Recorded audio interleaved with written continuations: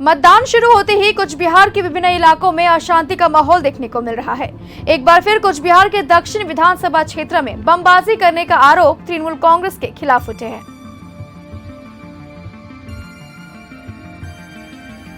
मतदान शुरू होते ही कुछ बिहार में अशांति का माहौल देखने को मिला। विभिन्न जगहों से अशांति की खबरें आ रही है।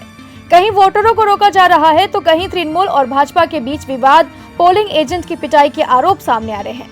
कुछ बिहार दक्षिण विधानसभा क्षेत्र के 4/37 नंबर बूथ के वोटर हाट मध्य फौलेमारी इलाके में बमबाजी करने का आरोप तृणमूल कांग्रेस के खिलाफ उठे हैं। आज सुबह घटनास्थल से 9 ताजा बम बरामद किए गए। दूसरी ओर घटना की खबर मिलते ही पुलिस मौके पर पहुंची और बमों को बरामद किया। গেলকাল রাত্রি 12টার পর বম পরপর 4খানা বম ব্লাস্ট হয়েছে।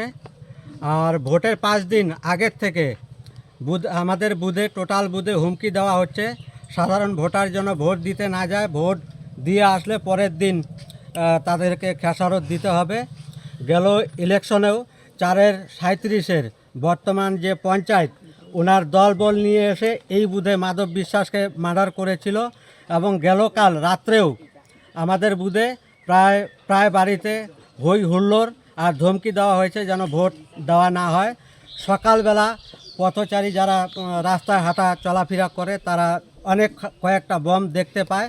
সকালবেলা পুলিশ এসে 9খানা বম উদ্ধার করে নিয়ে গেছে। সেটা হলো ওই খগেন দাওয়ানি, পুরান উনি একজন দাওয়ানি ছিলেন, ওনার বাড়ির মাঝামাঝি পাকা রাস্তার সাইডে ছিল আর বম ব্লাস্টও হওয়ার ছিল।